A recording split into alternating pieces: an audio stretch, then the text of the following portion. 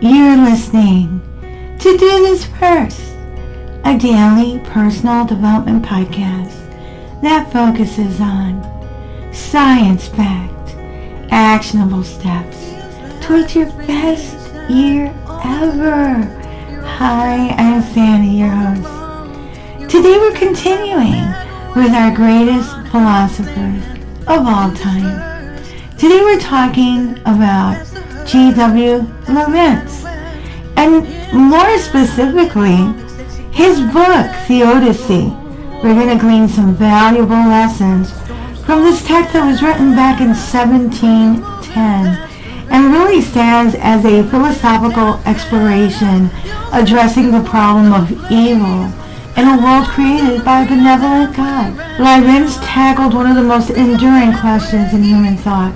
Why do evil and suffering exist if an all-good, all-knowing, and all-powerful deity has created the world? Through his compelling argumentation, he not only sought to defend divine goodness, but also he provided insights and life lessons applicable even today. The concept of the best possible world. At the heart of Leibniz's Theodicy is the proposition that our world, with all its imperfections, is still the best of all possible worlds. This assertion articulates that any world would have its own mix of pleasures and pains, and the existence of evil allows for the manifestation of greater good. One essential lesson here is the importance of perspective. Life is replete with challenges and adversity, but these experiences are, when managed properly, can be opportunities for growth, personal growth, and in turn, mental toughness.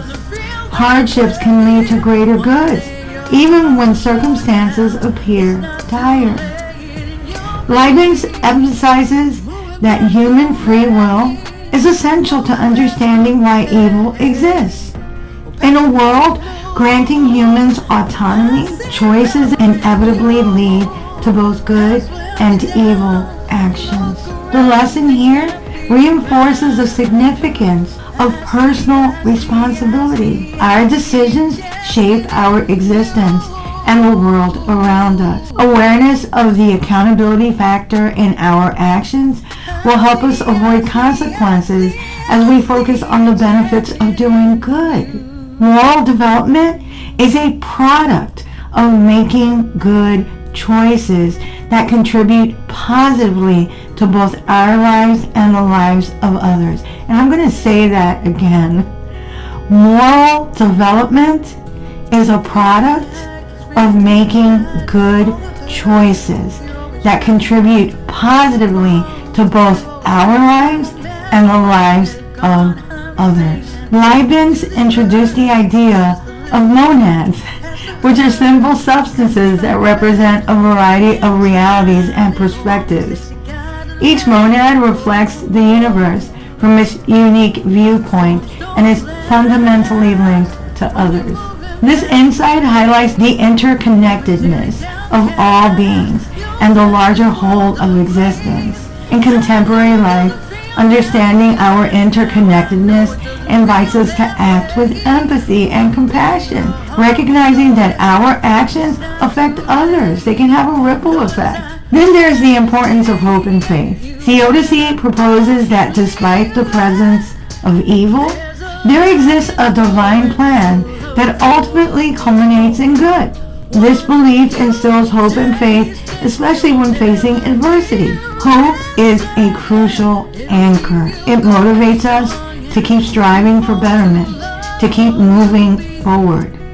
Faith is powerful, whether in a religious context or a more general sense of trust in the goodness of life. It can sustain us in times of challenges. Throughout his text, Leibniz suggests that suffering is a natural part of existence that cannot be wholly avoided.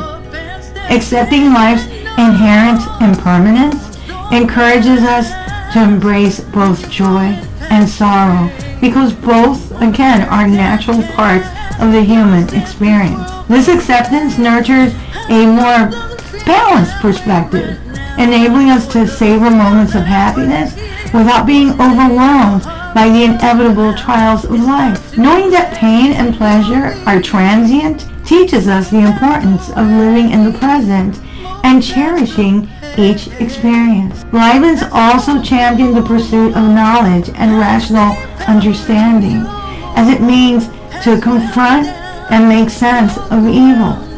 He believed that through reasoned discourse and education, humanity could better navigate life's dilemmas.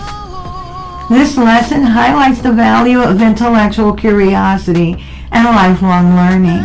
Life can be complicated sometimes. It's best to learn as much as we can and to keep learning. Fear usually stems from not knowing or traumatic experiences that must be worked through. Leibniz also points towards a sense of gratitude as a means to contend with the existence of evil. Acknowledging the good despite the backdrop of suffering feeds the positive mindset. Gratitude also can transform us. It can allow us to find joy amidst hardship.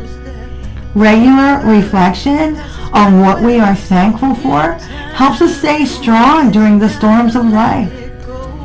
Ethical behavior is paramount for reducing harm in the world. A commitment to justice, kindness, and empathy towards others is essential. Individual actions ripple outwards, influencing the moral landscape of society as a whole. Adhering to moral principles enhances the collective well-being and contributes to a more just and compassionate world. G.W. Leibniz's Theodicy is not merely a philosophical treatise. It serves as a treasure trove of life lessons. Through his exploration of the problem of evil, he offers insights into perspective and personal responsibility in our interconnectedness, hope, acceptance, and the pursuit of knowledge, gratitude, and ethical conduct. Gottfried Leibniz died at age 70 in Hanover, Germany. He dedicated his entire adult life to scholarly pursuit. The least we can do is read his books. He was a theist and believed in the Holy Trinity. At age 50, he proposed to a woman, but changed his mind when she didn't say yes right away. He never married, nor did he have any children.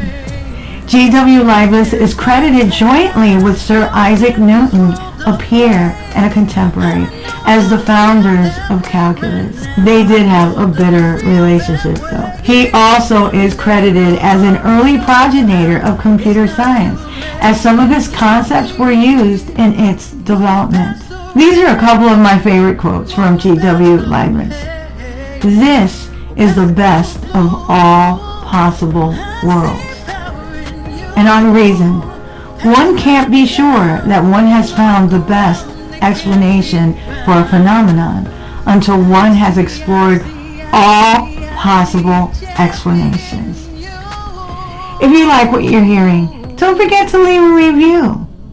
You can also read a transcript of this podcast episode and all of my podcast episodes on my blog, dothisfirst.life. You can also follow me on YouTube at Do This. Tomorrow, we'll continue with our greatest philosophers of all time.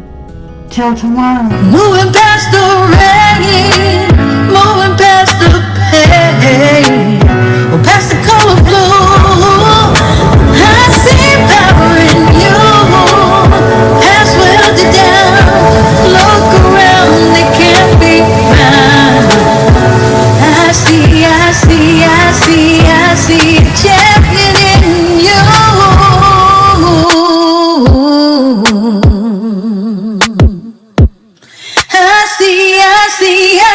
I see a champion in you.